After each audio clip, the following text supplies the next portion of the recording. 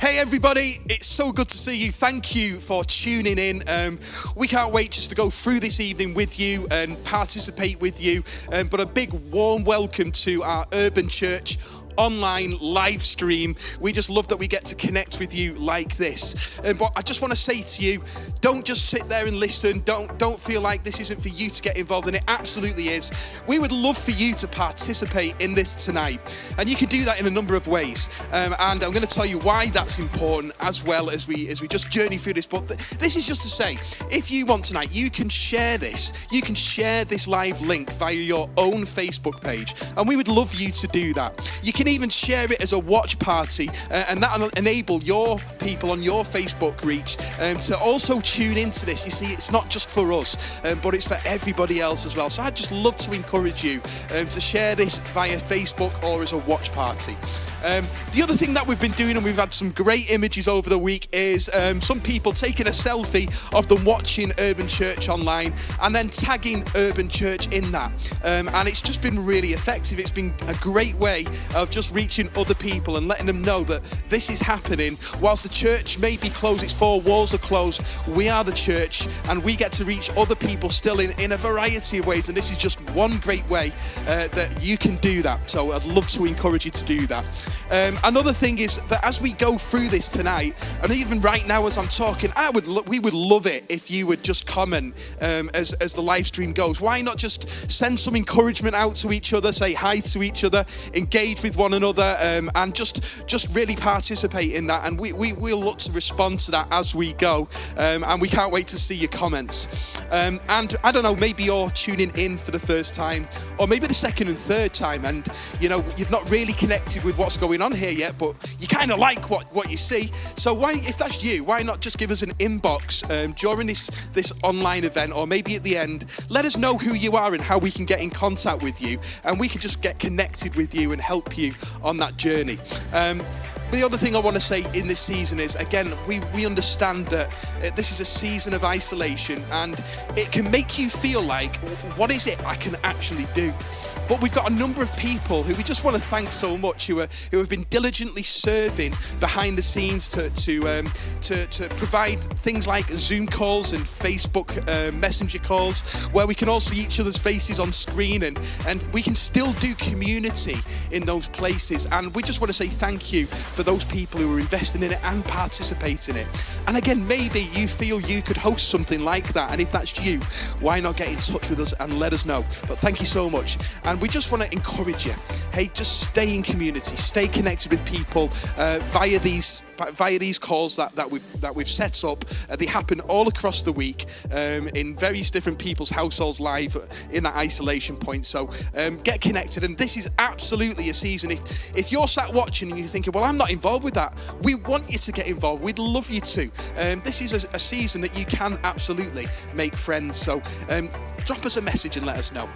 And the other point I'd like to make is do continue to pray. Pray for the whole COVID-19 situation. Pray for yourselves, but do pray for others as well. Understand what's happening in their worlds and lift them up in prayer together. Again, even though we're in our own four walls, where two or three are gathered together, and that doesn't mean physically, but it can mean spiritually, that Jesus is there with them. And do continue to pray for others, and pray for Mike and Jane, our leaders, as well, as they navigate us through this whole change of season. At the end of this, there's going to be an opportunity to give. But first of all, we just want to thank everybody who has been continuing to give throughout this season, throughout this lockdown period. Your giving is so important. It's allowing us as the church to be the hands and feet of Jesus. Literally right now, across this week, we've been able to take food parcels out to the most vulnerable, to those who perhaps can't afford to eat, to those who haven't been able to get out for food. And we've been able to go out to the neighborhood and touch people's lives by providing them with the essentials that they need. And that's because of your generosity. That's because of your giving. And whilst all those things are happening, of course, we still have the upkeep and maintenance of everything else that happens. And we just thank you for your contribution. There's going to be an opportunity at the end of this message, at the end of this online service, for you to give. And you can do that in two different ways. And that's via PayPal or by a bank transfer. So if that's for you, then that's right at the end. But right now, before we go into the message, which Mike is going to bring us today, we're going to step into worship. And what I would love to invite you to do is to get your heart prepared, is to understand that we are stepping into the presence of God. And we come into the presence of God with thanksgiving, with a heart that's full to say, Lord, I thank you for what you have done in my life. And actually, this song is called My Testimony. And if you're a believer in Jesus today, then you have a testimony. You have a story of transformation that has turned your life around because of Jesus in you, working through you. And, you know, if we're here right now, even in this situation, that God can still use us. God would still want to use us in this season and to bless us. So what I'd like you to do is just get your heart prepared, watch the screen, and let's worship together.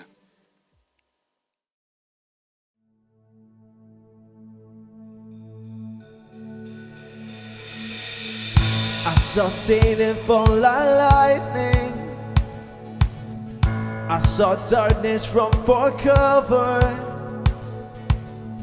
But the miracle that I just can't get over, my name is registered in heaven. I believe in signs and wonders. I have resurrection power. But the miracle that I just can't get over, my name is registered in heaven. Yeah, my praise belongs to you forever. Yeah, this is my testimony from death to life. 'Cause grace rewrote my story, I testify. My Jesus Christ the righteous, I'm justified. This is my testimony. This is my testimony. Yeah.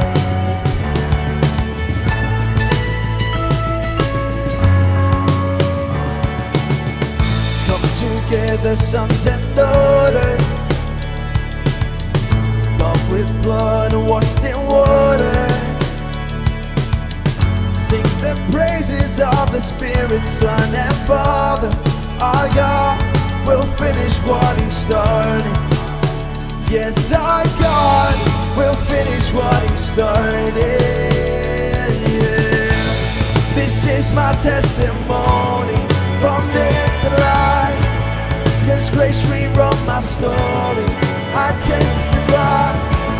By Jesus Christ the righteous, I'm justified. This is my testimony. This is my testimony.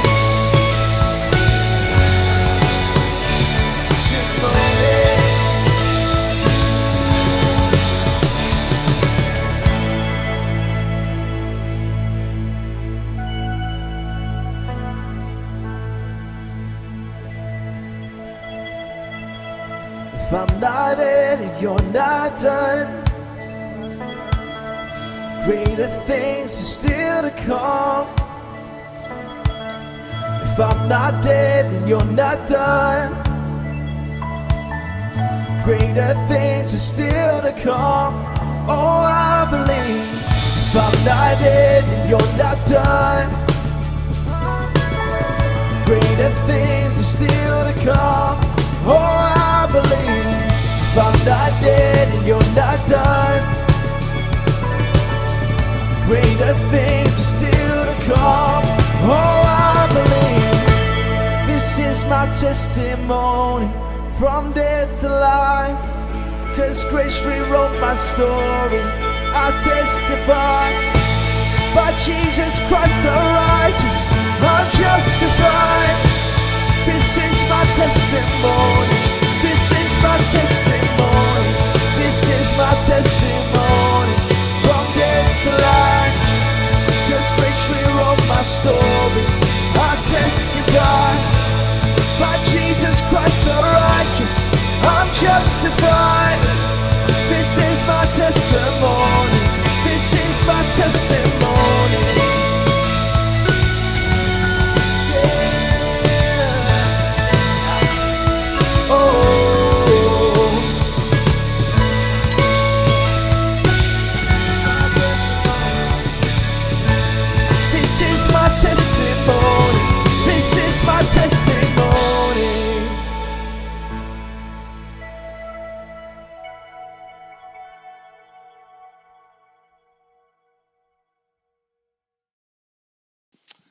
Hey, it's good to worship. It's good to remind ourselves of the life that we have in Jesus and the testimony that our names are written in heaven. Your name is written in the book. And it's just great to know that, isn't it? Here we are at this end of the building, and you'll see behind me we've got all the stuff that we put up for Easter that we didn't get to use, but we figured it would be good for everyone just to have a look at this. Some of our guys who made this ready for our Easter celebrations, but of course we weren't in here. We were all in lockdown, which is where we are right now. Last week we spent a little bit of time looking at John chapter 20 and the account of Thomas not being in the room when Jesus appears to his disciples, and a week later Jesus comes and reveals himself to them. And what we're going to do in this next season, we're going to have a look at that period of time between Easter and Pentecost, that 7-week period, 50 days between the Easter weekend and getting on towards Pentecost, and to have a look at what actually happened with the disciples during that process, because there's lots of stuff that went on during that would really help us to understand what this season really is all about, and also help us in our lockdown, because as we said last week, the disciples literally went into lockdown because they were afraid of the Jews and so on. And as you read through the various accounts, the various Gospels, you get a picture of the flow of how Jesus then interacted with his disciples, where he was, where he told them to be, where he appeared to them at different times. And you've got to read all of the Gospels and the book of Acts, the first chapter of Acts, to get a handle on that. And we're going to focus a little bit on that today. As you look at the events at the point of the resurrection on the first day of the week, the Sunday morning, Resurrection Sunday that we celebrated 2 weeks ago, we have this point where Jesus appears to the women. He has a conversation with these ladies who've come to deal with the body. They've come to basically anoint the body of Jesus, but of course he's raised from the dead. And he gives some instruction to the women. He says, go and tell the guys to go to Galilee. Now, the problem is the guys didn't listen because it was just the women, apparently. They didn't listen to these ladies who come and told them this. And so they ignore the command. And the reality is they've lost the plot. They're afraid as far as they're concerned. The one that they've been following is now dead. Somebody said he's raised from the dead. Well, they're not really sure about it. They don't know what's going on. They've locked the doors. They've remained in Jerusalem. And they ignore this command to go to Galilee. And in the middle of that, we've got them all hiding away. And if you remember from last week, we said we didn't really know what happened to Thomas. We didn't know whether he was doing his washing or he'd gone for a walk or he's gone to Asda or whatever's gone on at that point in time. But he's not in the room when Jesus turns up and appears to the other 10 guys in the room. He's simply not there. But also in the middle of that, we've got something else that happens, because not only is Thomas away, but earlier in the day, in between this point when Jesus appears to the women and the women say, we've seen him, he's raised from the dead, and they don't believe them. In between that and Jesus appearing in the room later on that day, not only is Thomas missing, but 2 of them have gone for a walk. In the middle of lockdown, they've gone out into the countryside for a walk, and whether they're going back to their hometown, whatever's going on, whether they've left Jerusalem or they've left the city because they're afraid of the Jews, we're not entirely sure, but they have walked away from the rest of the guys. They've gone off on their own, and they're on the way to Emmaus. We haven't got time to read the whole scripture today because we want to keep this relatively short. But if you read through Luke 24, you see the account of the road to Emmaus, the 2 disciples that go on their way to this town, which is about 7 miles away from Jerusalem. And so they're out in the countryside, they're away from the threat, and they've gone their own way, even though the ladies have said, Jesus has said, and the angels said to us that you need to go on to Galilee and he'll see you there. But they don't. They leave the city and they go to this place called Emmaus. Of course, as you read the account, you find that Jesus finds them on their way, and they're kept from recognizing him as he walks alongside them. And they're walking along talking, and Jesus says, what are you talking about, guys? And their response is essentially, where have you been, pal? Have you not heard all the stuff that's been going on, all the things about Jesus and everything that happened to him? And then this person who's walking with them that they don't yet know is Jesus rebukes them and then schools them from the word about everything, all the promises, all the stuff that Jesus was supposed to go through. And he explains to them what was going on. In fact, later on in that passage of scripture, those 2 disciples said, didn't our hearts burn within us while he was talking to us on the road? But they didn't recognize him until right at the end of this little interaction. And then right at the end of his schooling these two guys, he pretends to move on, and they basically implore him, they beg him to come into Emmaus and stay with them. And in the midst of their meal, when he breaks bread with them, suddenly their eyes are opened and they recognize Jesus. And I think in the midst of our own lockdown, because that was a lockdown period for these guys, they'd gone in the countryside away from their Jerusalem lockdown, but they were going to hide away in another house. In the midst of our lockdown, there are some lessons for us I want us to think about on this particular day as we sit between these two seasons of Easter and Pentecost. And the question is, where does Jesus want you to be right now? Jesus wanted his disciples on the road to Galilee. Why he wanted them there, we're not entirely sure. But my guess would be is that Jesus knew that they would be afraid because the ones that crucified Jesus are now looking for them. They're looking for the followers of Jesus. They want to deal with this thing. They don't want people gossiping or telling this untruth from the Jewish leaders' point of view that Jesus has been raised from the dead. They want to shut all that down. And I think Jesus wants them out of that context and into a place that's familiar to them, into a place where they've got friends and relatives, into a place where Peter's got a house actually in Galilee. He wants them out of that place into a place where he can interact with them over an extended period. But they missed the point. They miss the plot because they're afraid, because they don't want to deal with all of that in the midst of it. And in the midst of our lockdown, the question has got to be, what is the last thing that Jesus said to you? What is the thing you see? He's not sneaked up by our lockdown. He's not sneaked up by the arrival of this virus. He knew this was coming before we did. Before we got here, he was ready for it. And I'm asking the question, Lord, what have you been saying to me that prepares me right now to be doing the right things in the middle of this place where I'm afraid of the stuff that's outside, which we all are, afraid of that virus, but I need to do something that actually follows through on what Jesus has told me to do. So where does Jesus want you right now? What was he saying before the lockdown that simply hasn't changed right now? And the truth is, there are two things I want us to consider. And the first is this: his command to love has not changed. His command to love the Lord your God with all of your heart, all of your soul, all of your mind, all of your strength has not changed. It is still there. And that command that goes on that says love your neighbor as yourself has not changed. It's still there. And our responsibility in the middle of our lockdown is to continue to work out, how do I do that? How do I continue to love God with everything that I am and everything that I have? And how do I continue to love my neighbor as myself? If nothing else you hear out of all of this, we need to hear that the command has not changed. We are commanded to love. And the second command that has not changed is this one: go make disciples of all nations, baptizing them in the name of the Father, Son, and the Holy Spirit, and teaching them to obey everything I've commanded you. That's his commission, his command to every single one of us. And so regardless of where we are at in this lockdown phase, our responsibility is to work out, how do I follow the command to love? To make sure I spend time in my relationship, that intimacy of my relationship with him, and also extend that to those around me. How do I encourage and resource and lift up and build up and help and support and feed and love on people all around me? How do I do that in the midst of all the context? Because the responsibility is still there. And how in that process can I also reach out to those around me that don't yet know him? Because we're surrounded by people right now who are desperate, without hope and without God in the world. They are like sheep without a shepherd. And right now, actually, whilst we would use the language of the pastor, whatever that is, the pastor being the shepherd of the flock, actually we're all called to be shepherds. We're all called to be those who shepherd others, who invest in, who pastor, who build up, who love the ones around us. And so I want to encourage us to be those people that continue to do that. Let me finish with one thought. It may be that as you're watching this, you've never been connected with a church, you've never considered the good news of this life that Jesus has given us. It may be that you've never got to that place. And I want to encourage you, in these times of lockdown, in these times when the world no longer makes any sense, you need to know Jesus always makes sense.